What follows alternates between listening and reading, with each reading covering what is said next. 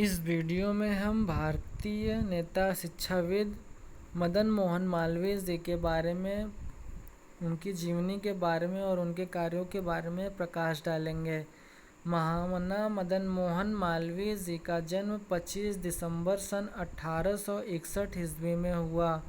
1946 ईस्वी में इनकी मृत्यु हो गई। काशी हिंदू विश्वविद्यालय के प्रणेता तो थे ही, इस युग के आदर्श पुरुष भी थे। वे भारत के पहले और अंतिम व्यक्ति थे जिन्होंने महामना की सम्मानजनक उपाधि से विभूषित किया गया। पत्रकारिता, वकालत, समाज सुधार, मातृभाषा, भारत माता की सेवा में अपना जीवन अर्पण करने वाले इस महामानव ने जिस विश्वविद्यालय की स्थापना की, उसमें उनकी परिकल्पना ऐसे विद्यार्थियों को शिक्षित करके देश सेवा के लिए तैयार करने की थी जो देश का मस्तक गौरव से ऊंचा कर सकें। मालवीय जी ने सत्य, ब्रह्मचर्य, व्यायाम, देशभक्ति, आत्मत्याग में अद्वितीय स्थान हासिल किया था। इस समस्त आचरणों पर वे केवल उपदेश ही नहीं दिया करते थे, अपितु स्वयं उनका पालन भी किया करते थे। वे अपने व्यवहार में सदैव मृदुभाषी रहे। कर्म ही उनका जीवन था। अनेक संस्थाओं के जनक एवं सफल संचालक के रूप में उनकी अपनी विधि व्यवस्था का सुचारू संपादन करते हुए उन्होंने कभी भी रोष अथवा कड़ी भाषा का प्रयोग नहीं किया। भारत सरकार ने 24 दिसंबर सन 2015 को उन्हें भारत रत्न से अलंकृत किया। प्रारंभिक शिक्षा एवं उनका प्रारंभिक जीवन। मालवीय जी का जन्म प्रयागराज में, जिसे स्वतंत्र भारत में प्रयागराज कहा जाता है, 25 दिसंबर सन 1861 को पंडित ब्रजनाथ व मूना देवी के यहाँ हुआ था। वे अपने माता पिता से उत्पन्न कुल 7 भाई बहनों में 5वें पुत्र थे। 5वें नंबर के पुत्र थे। मध्य भारत के मालवा प्रांत से प्रयाग पर बसे उनके पूर्वज मालवीय कहलाते थे। आगे चलकर यही जाति सूचक नाम उन्होंने अपने नाम के आगे लगा लिया। उनके पिता पंडित ब्रजनाथ जी संस्कृत भाषा के प्रकांड विद्वान थे। वे श्रीमद् भागवत की कथा सुनाकर अपनी आजीविका अर्जित करते थे। 5 वर्षों की आयु में उन्होंने उनके माँ बाप ने संस्कृत भाषा में प्रारंभिक शिक्षा लेने हेतु पंडित हरदेव धर्म ज्ञानोपदेश पाठशाला में भर्ती करा दिया, जहाँ से उन्होंने प्राइमरी परीक्षा उत्तीर्ण की। उसके पश्चात वे एक अन्य विद्यालय में भेज दिए गए थे, जिसे प्रयाग की विद्यावर्धिनी सभा संचालित करती थी। यहाँ से शिक्षा पूर्ण कर वे इलाहाबाद के जिला स्कूल पढ़ने गए। यहीं उन्होंने मरकंद के उपनाम से कविताएं लिखीं।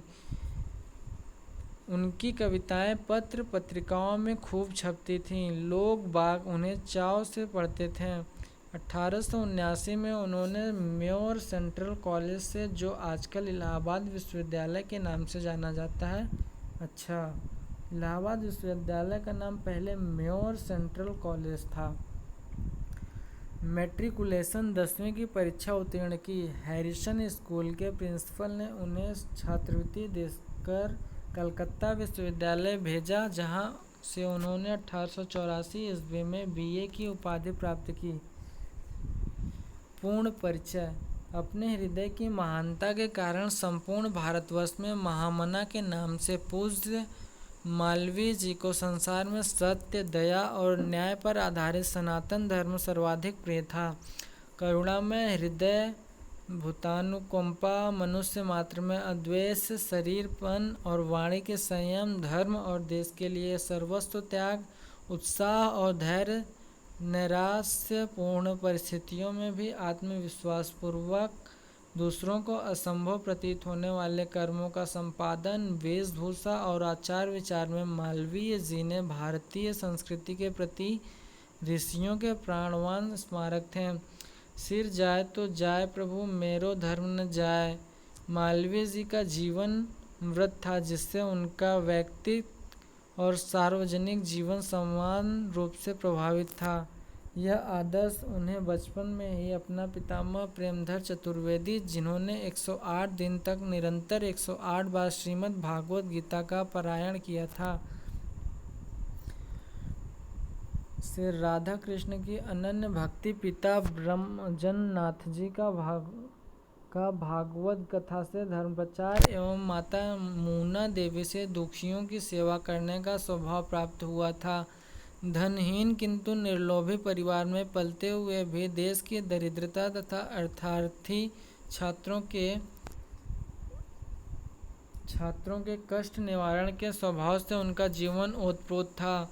बचपन में जिन आचार विचारों का निर्माण हुआ, उससे रेल में, जेल में तथा जलयान में कहीं पर भी प्रातः सायंकाल संध्योपासना तथा श्रीमद् भागवत गीता और महाभारत का स्वाध्याय उनके जीवन का अभिन्न अंग बन रहा था।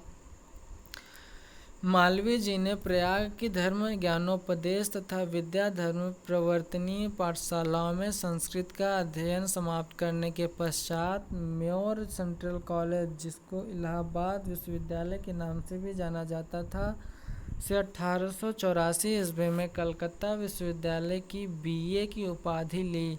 इस बीच अखाड़े में व्यायाम और सितार पर शास्त्रीय संगीत की शिक्षा वे बराबर लेते और देते रहें। उनका व्यायाम करने का नियत इतना अद्भुत था कि 60 वर्ष की अवस्था तक वे नियमित व्यायाम करते ही रहे। 60 वर्ष के मदन मोहन को धर्म ज्ञान उपदेश पाठशाला के देवकी नंदन मालवीय माघ मेले में ले जाकर मूढ़े पर खड़ा करके व्याख्यान दिलवाते थे। शायद इसका ही परिणाम था कि कांग्रेस के द्वितीय अधिवेशन में अंग्रेजी के प्रथम भाषण से ही प्रतिनिधियों को मंत्रमुग्ध कर देने वाले मृदुभाषी सिल्वर टंग मालवीय जी उस समय विद्यमान भारत देश के सर्वश्रेष्ठ हिंदी, संस्कृत और अंग्रेजी के व्याख्यान वाचस्पतियों में इतने अधिक प्रसिद्ध हुए। हिंदू धर्मोपदेश, मंत्री दीक्षा और सनातन धर्म प्रदीप ग्रंथों में उनके धार्मिक विचार आज भी उपलब्ध हैं, जो परतंत्र भारत देश की विभिन्न समस्याओं पर बड़ी कौशल से लेकर असंख्य सभा सम्मेलनों में दिए गए हजारों व्याख्यानों के रूप में भावी पीढ़ियों के उपयोग, अर्थ, प्रेरणा और ज्ञान के अमित भंडार हैं। उनके बड़ी कौशल में रॉबर्ट विल के विरोध में निरंतर 4.5 घंटे और अपराध निर्मोचन अंग्रेजी इंडेमनिटी बिल पर 5 घंटे के भाषण निर्भयता और गंभीरतापूर्ण दीर्घ वक्तृता के लिए आज भी स्मरणीय हैं। उनके उद्धरणों में हृदय को स्पर्श करके रुला देने की क्षमता थी, परंतु वे अविवेकपूर्ण कार्यों के लिए श्रोताओं को भी उकसाते नहीं थे। म्योर कॉलेज के मानसगुरु महोपाध्याय पंडित आदित्य राम भट्टाचार्य के साथ 1880 ईस्वी में स्थापित हिंदू समाज में मालवीय जी ने भाग ले लिया कि उन्हीं दिनों में प्रयाग में वाइसराय लॉर्ड रिपन का आगमन हुआ था। रिपन को जो स्थानीय स्वायत्त शासन स्थापित करने के कारण भारतीयों में जितने लोकप्रिय थे, उतने ही अंग्रेजों के कोप भाजन भी। इसी कारण प्रिंसिपल हैरिसन के कहने पर उनका स्वागत संगठित करके मालवीय जी ने प्रयाग वासियों के हृदय में अपना विशेष स्थान बना लिया था। अन्य उल्लेखनीय कार्य: काला कांकर के देशभक्त राजा रामपाल सिंह के अनुरोध पर मालवीय जी ने उनके हिंदी अंग्रेजी समाचार पत्र हिंदुस्तान का 1887 से संपादन करके 2-2.5 साल तक जनता को जगाया। उन्होंने कांग्रेस के ही एक अन्य नेता पंडित अयोध्या नाथ का उनके इंडियन ओपिनियन के संपादन में भी हाथ बटाया और 1907 ईस्वी में साप्ताहिक अभ्युदय को निकालकर कुछ समय तक उसे भी संपादित किया।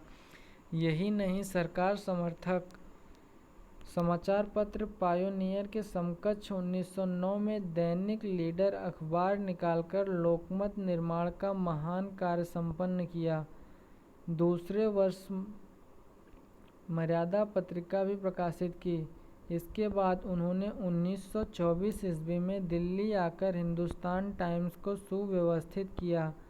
सनातन धर्म को गति प्रदान करने हेतु लाहौर से विश्वबंध जैसे अग्रणी पत्र को प्रकाशित करवाया।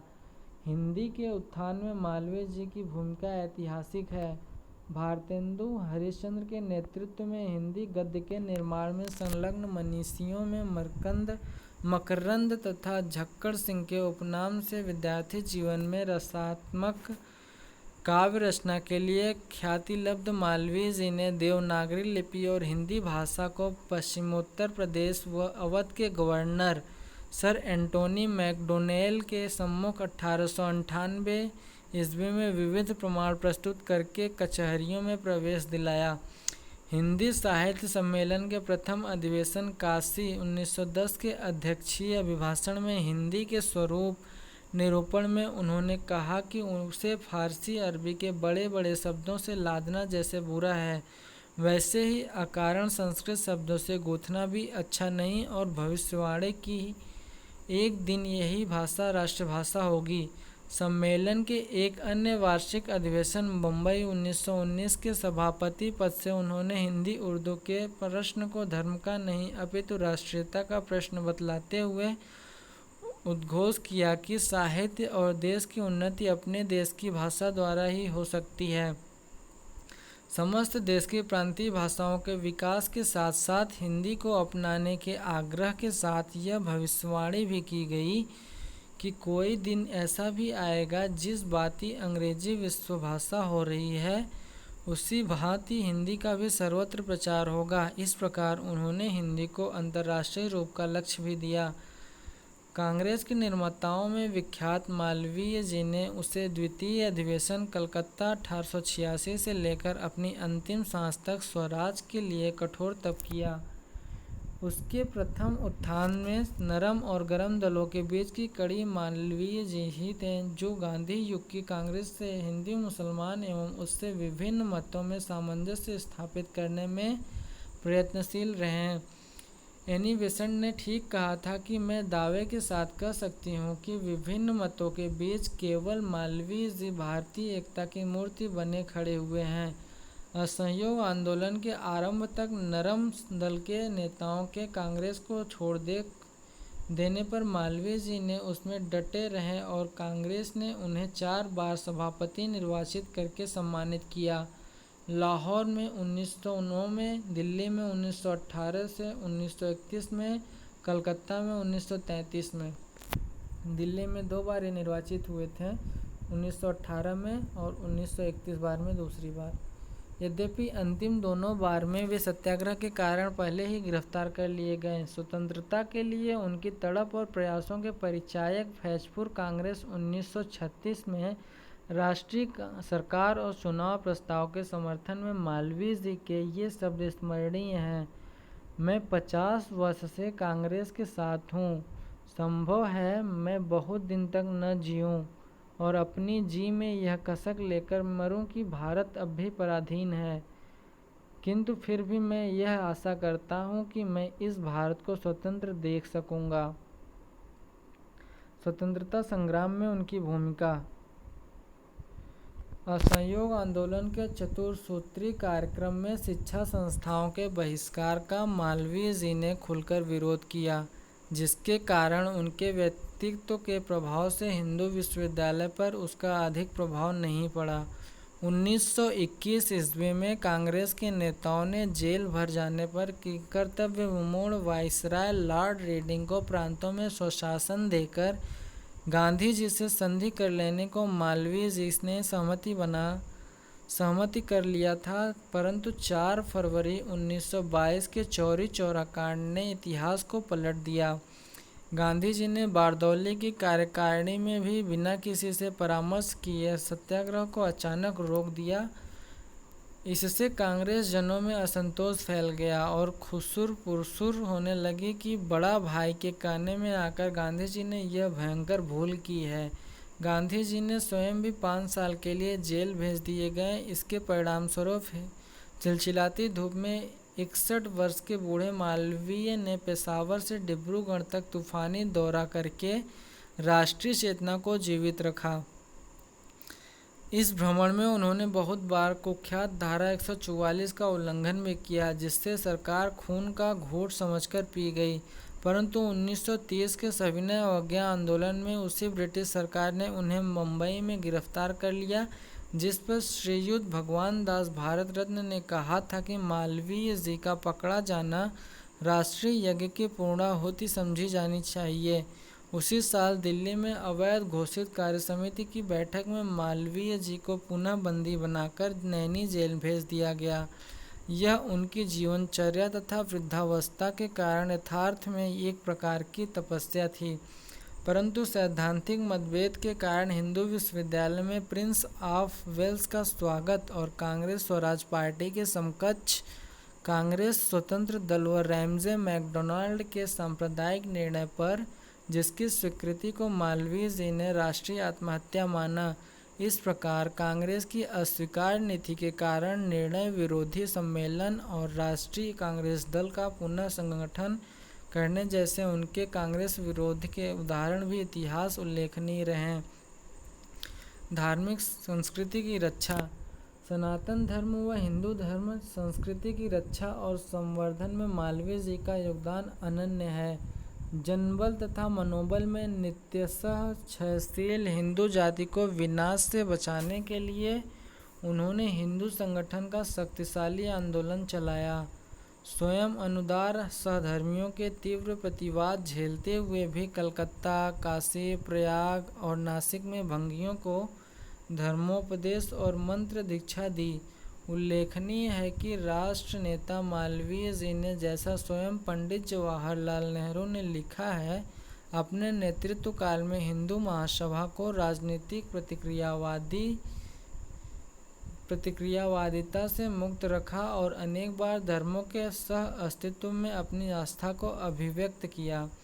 प्रयाग के भारतीय भवन पुस्तकालय, मैकडोनेल यूनिवर्सिटी, हिंदू छात्रालय और मिंटो पार्क के जन्मदाता, बाढ़, भूकंप, सांप्रदायिक दंगों व मार्शल लॉ से त्रस्त दुखियों के आंसू पोंछने वाले मालवीय जी को ऋषि कुल, हरिद्वार, गोरक्षा और आयुर्वेद सम्मेलन तथा सेवा समिति, बॉय स्काउट अन्य संस्थाओं को स्थापित अथवा प्रोत्साहित करने का श्रेय प्राप्त हुआ, किंतु उनका अक्षय कीर्ति स्तंभ तो काशी हिंदू विश्वविद्यालय ही है, जिससे उनकी विशाल बुद्धि, संकल्प, देशप्रेम, क्रियाशक्ति तथा तप और त्याग साक्षात मूर्तिमान है। विश्वविद्यालय के उद्देश्यों में हिंदू समाज और संसार के हित के लिए भारत की प्राचीन सभ्यता और महत्ता की रक्षा, संस्कृत विद्या के विकास एवं पाश्चात्य विज्ञान के साथ भारत की विविध विद्यालयों और कलाओं की शिक्षा को प्राथमिकता दी गई। उसके विशाल तथा भव्य भवनों एवं विश्वनाथ मंदिर में भारतीय स्थापत्य कला के अलंकरण भी मालवीय जी के आदर्श के ही प्रतिफल है। तो ये था दोस्तों मदन मोहन मालवीय जी के जीवनी के बारे में। धन्यवाद।